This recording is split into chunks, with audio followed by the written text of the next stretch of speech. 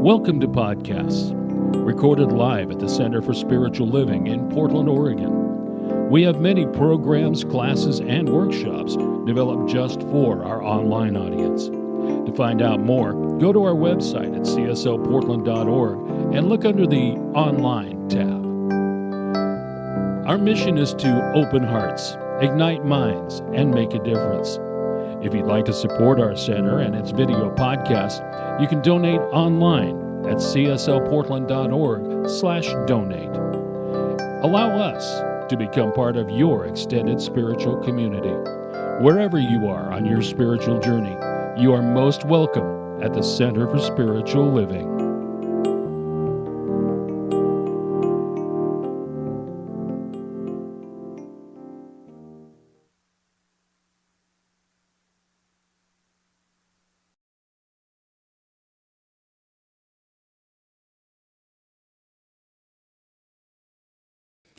Well, good morning, Portland CSL. It's wonderful to see you all again. A couple people asked me when I walked in today if I was going to throw things at you today, which I am not. Last time I was here, there may or may not have been some things thrown. I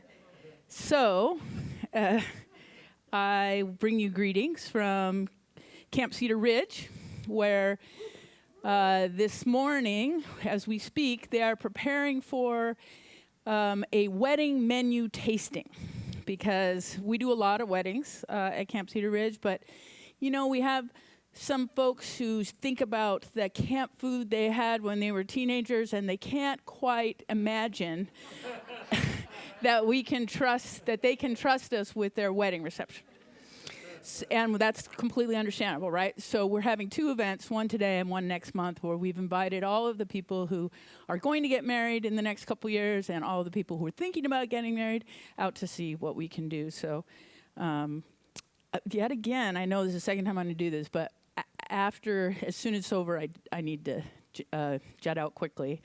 I want to acknowledge, though, the sort of growing connection between Camp Cedar Ridge and Portland CSL. In addition to Sean, who spent the summer with us last year, Reverend Marilyn, your own Reverend Marilyn, has signed up to come to camp this summer. She's going to spend the whole summer with us. Yes. And she is helping us to strengthen and deepen, hello, Reverend Marilyn, I know you're watching, strengthen and deepen our internship program. So the internship program is designed for people, it's designed for people 18 to 30, although we're not ageist. If older people apply, we had a 64-year-old intern last year.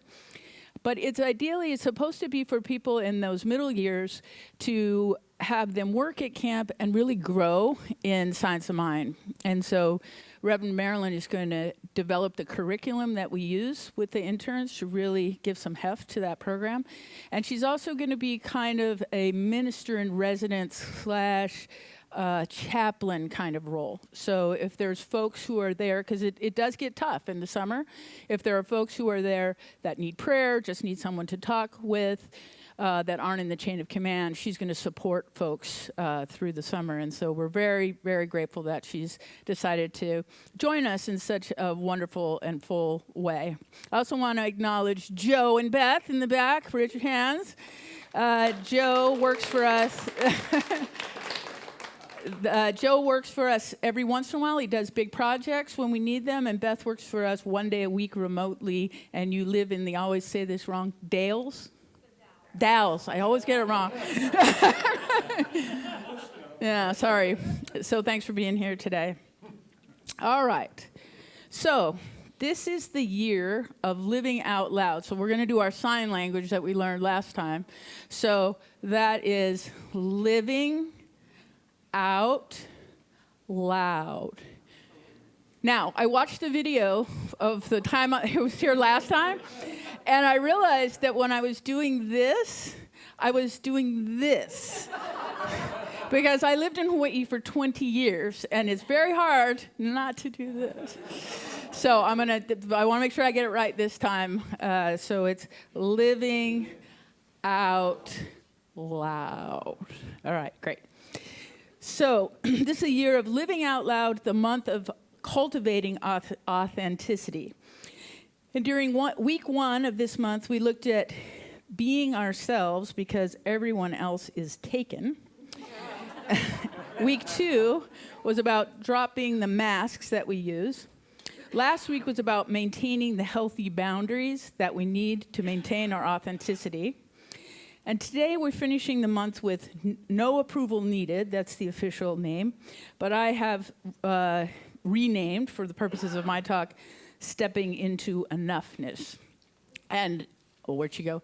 That could not have been the more perfect song. I mean, totally one mind. When she started singing that, I looked at Sean and I said, was she with me in my room when I was writing my talk? Because, yes, one mind. Yes. All right. So, stepping into enoughness or no approval needed is a great transition topic as we move into April, when our topic is the power of vulnerability, because vulnerability and authenticity are closely related. And I also just want to take a quick moment to say how much I really appreciate the whole concept of the global themes. The fact that CSL prepares this for us, and many of our centers utilize the global themes, is so helpful for someone like me who's not connected to one center only necessarily, because we're all having this basically the same conversation at the same time, and there's an energy that comes with that. And one of the things I really appreciate about it is that when I'm because I speak at different centers, when I'm preparing a talk, I can call other folks who are also preparing a talk that week, and their heads are right in what I'm working through too, and we can talk about it. And like now, I can come and I know what you guys have been talking about the last 3 weeks, right? So I can jump in more seamlessly. So I just want to acknowledge how much I appreciate that CSL does that, and also the global teams committee that does all this work every year. All right. Stepping into enoughness. That is a loaded topic because for so many of us, our core issue is not enoughness. Right?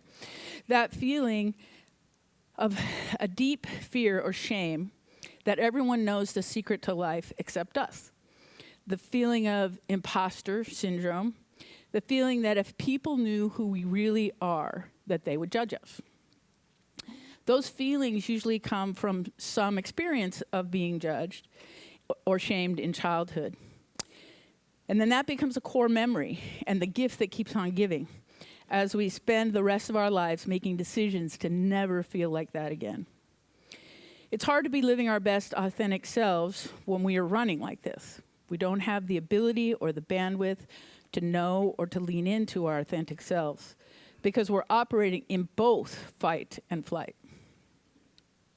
Every once in a while, we may feel completely safe for a little while. We have the right job, we have the right relationship, we have enough money, and we feel a few moments of peace, and then we may have the courage to take a look at some of these behaviors. But then something comes along to trigger that core experience, and we are right back to dancing in the ring with our fists up, hiding and protecting our authentic self from that long ago, and maybe consciously forgotten original trauma.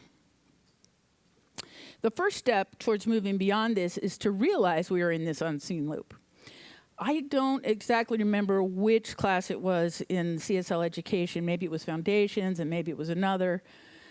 But it was like pulling back the curtain on Oz and seeing the machine. Aha! That is what's at the controls. In order to disconnect that transmission, you have to know that there is one. The second step is to engage in what a lot of folks call shadow work. Honestly, when I first heard this term, it scared me. It felt like a scene from Lion King. What's that shadowy place over there? Never go there, Simba. Right? That's how it felt to me. I didn't really want to know what it was, because I was afraid that it might lead me to places that I didn't feel ready to go. So what is it? Shadow work is a practice of exploring and integrating the hidden aspects of yourself that you may reject or deny. Can't say that one more time, because that's a lot. Shadow work is a practice of exploring and integrating the hidden aspects of yourself that you may reject or deny. And just notice if you didn't actually hear me say that, right? All right, Emerson wrote in Self-Reliance, and I'm going to change the genders here because we know there's man and he and all that stuff, so I'm going to read it without that. There is a time in every person's education when they arrive at the conviction that envy is ignorance. The need for approval, that's my little addition. That imitation is suicide to authenticity. And that they must make for themselves, for better or worse, as their portion, that though the wide universe is full of good, no kernel of nourishing corn can come to them, but through their toil bestowed on that plot of ground which is given to each to till. The power which resides in us is new in nature, and none but I know what it is which I can do, nor will I know until I have tried. Love, Emerson, right after Emma Curtis Hopkins. All right. As we cultivate awareness of who we are, we cultivate compassion for self, and we cultivate courage. It's not possible to be seen, to step into the fullness of our expression if we hide. Approval is the booby prize for which we exchange our true selves. In some of our CSL education classes, we go through the process of identifying and uncovering some of these core traumas, and specifically the decisions that we made as a result of those experiences. The walls that we erected in an effort to never feel a certain brand of shame or fear that we internalized and made decisions about. Brené Brown says, shame is the intensely painful feeling or experience of believing that we are flawed and therefore unworthy of love and belonging. That is a frequency that begins to be transmitted by the subconscious Oz, and we are receiving like a program running in the background. Have you ever used the taskmaster on your computer? Control, Alt, Delete. Something is running slowly or maybe has frozen completely and we're stuck. So we open the taskmaster to see what's running in the background. Whenever I do that, I'm always surprised to see how many programs are running. Some of them I didn't even know I had. And that's exactly how shadow work is. It is that process of opening our Earth dimension avatar taskmaster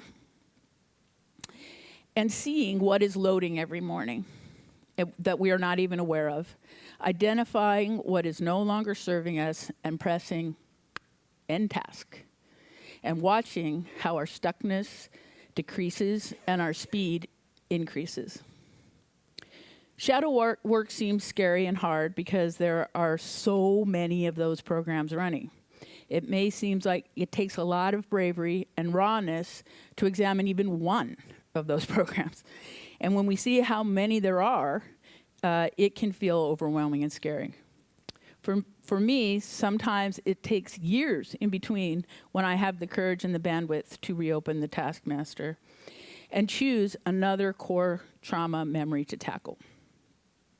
But the experience that I've had is that once you understand that you program your subconscious to avoid situations that could result in feeling shame or fear, you know that you have the power to disrupt this transmission whenever you are ready to do so. And there's no judgment for how long that takes. The decisions that you made to keep yourself safe as a child or a younger version of yourself were effective, but they may no longer be serving you and may have become a prison of their own. Many people my age and older had parents or grandparents who grew up during the Depression. Those folks went through a cataclysmic experience of not enough material security, and they developed behaviors that helped them to survive those times. Things like taking crackers, sugar, and ketchup packets from restaurants. As a result of that searing experience of scarcity, and that stayed with them for the rest of their lives. I knew many older relatives and their friends who had gained tremendous prosperity and security, but were still hoarding long after those behaviors were still serving them. I had a relative, I could hear the rumbling, everybody's talking about, yeah, my grandma, right? Those of us at a certain age really had a direct experience of this. I had a relative who would wrap up rolls in a napkin and keep them in her purse after we were leaving a very fancy restaurant, because you never know, right? There were lots of examples of how this behavior manifested in ways that no longer served them. And because they engaged in this behavior, they were sowing scarcity and fear into the field. And their vision of the world, no matter how many, vision of the world was reflected back to them. No matter how much security they manifested for themselves, they never arrived in the place of experiencing the feeling of safety. They lived their lives looking over their shoulder, never fully healing that wound. That's obvious example for us to see. Many in the younger generation have observed that and said, why are they doing that? But what we can't see is the places in our own lives where we are filling our purses with crackers or offering our loved ones a stale, half-eaten roll instead of our fresh, delicious selves. Because we can't see what we are doing through a filter of shame and fear. It's like one of those filters that you turn on, like the funny ears, the mustaches, the hat, on an app or on Zoom. But we don't realize that we've done it, and we don't realize that others can see it. Oh, I see, she's wearing the depression scarcity filter. Or she's wearing the martyr filter, or the daddy issues filter, or whatever it is, right? Why don't they turn that off? Usually it's because they don't know that it's on, or because they believe that it's still serving them. But our human machines don't run as efficiently with all of those background programs and filters running. They're screening out our ability to be authentic and how to know our purpose and express it. Because we're taking up all of our internal bandwidth with running our outdated programs. It takes so much energy to navigate our daily lives through all of that outdated and conflicting frequencies. And this is where self-soothing comes in, with alcohol, food, drugs, adrenaline, which temporarily dull the cacophony and give us a moment's rest from all the noise. The more suppressed trauma, the more self-soothing behavior. As I told you in the beginning, I've been afraid of too much shadow work. One way I manage this is by only doing the work that I'm really ready for at any given time. And maybe this is just examining one core traumatic experience and realizing that the not enoughness that I experienced was not a life sentence. As I go into it and work through it, that's one fewer program that's loading every morning. Maybe I don't look at another one for another year, but that's okay. We don't need a new program that says you're not doing it right or you're not doing it fast enough. You know, whatever's right for you is the right pace. All the tools that we have available to us in this movement, like journaling, affirmative prayer, meditation, visioning, practitioner sessions, and most of all, community, are there to support you.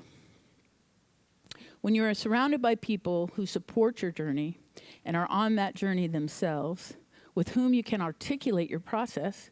It's like having an IT person that you can call when you're not sure how to proceed when looking at your taskmaster.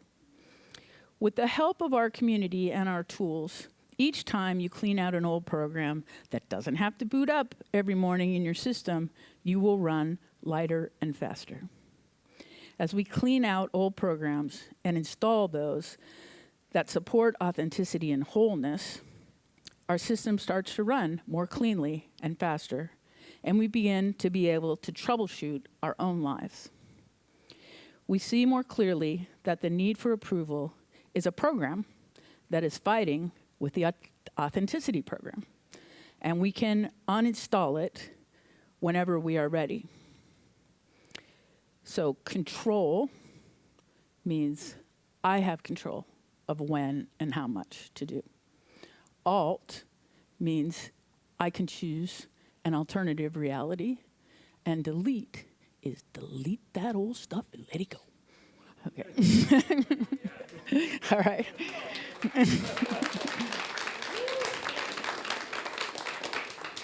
So let's go into prayer now. How good it is to be here with this community in a place where we acknowledge that there is only one true power in the world, and that is love. That is energy. That is an energy so amazing and magnificent that it has created this world, all that we see, other dimensions, other galaxies, how awesome and powerful that energy is. And because that is all there is, that is what I am, and that is what each of us is. A little spark from that beautiful, powerful energy that is the source of all life. And so I just speak my word today for each of us on our journey, absolutely perfect, wherever it is we are. And each step that we take is blessed and supported by others in this community and throughout New Thought in all the world. I also know that this community is calling in the perfect person to be their new senior minister, and I just acknowledge and bless that process. I know that each person has been touched in some way by something in this service, and I bless each person's journey as they go on with their day and their week, thinking back over a lyric from the songs, a word that's been spoken, a kind word, or a hug that they received from someone in their community. And I'm so grateful for this community, for our CSL organization globally, for New Thought, and for all the ways that this teaching is changing lives. And I release this into the creative law that always hugs and loves everything spoken into it and makes it so. I ask you to join me in saying, and so it is. One more thing before I go, I wanted to let you know, I think, all right, I won't assume everybody knows this. At Camp Cedar Ridge, we have a labyrinth that was built in the 2007 era by the CSL Teen Camp. And we are going to, it was allowed to it was neglected. It was allowed to go back to Earth, pretty much. And so we are doing a big project to restore the labyrinth May 19th to the 21st. I think maybe some of you in here are signed up to come to that weekend. Okay, good, awesome. But we have a new thing that we're adding to this weekend, and that is that we're inviting centers from all over the world to choose a rock, decorate it, and send it to us. And we're going to put it in the labyrinth that weekend. So it's hot, this is hot off the presses. You're the first ones to hear it. Actually, it was Jamie Lula, the musician. Okay, so he was at camp last weekend for the New Thought Men's Retreat, and about 5 minutes before he left, we were talking about the labyrinth and everything, and he turned to me and he said, "What about this?" And this gave us this idea, and I'm like, yeah. Yes. Great idea. So if this is something that your community would like to participate in, of course, we would love to place your rock thoughtfully and lovingly in the labyrinth on May 20th. Thank you. Thank you.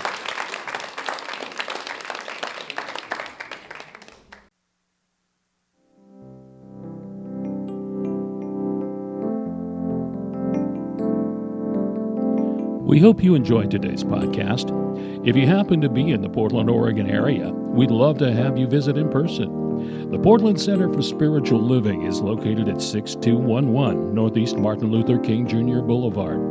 Our inspirational service is at 11 a.m. every Sunday. We also have many programs, classes, and workshops developed just for our online audience. To find out more, go to our website at cslportland.org and look under the Online tab.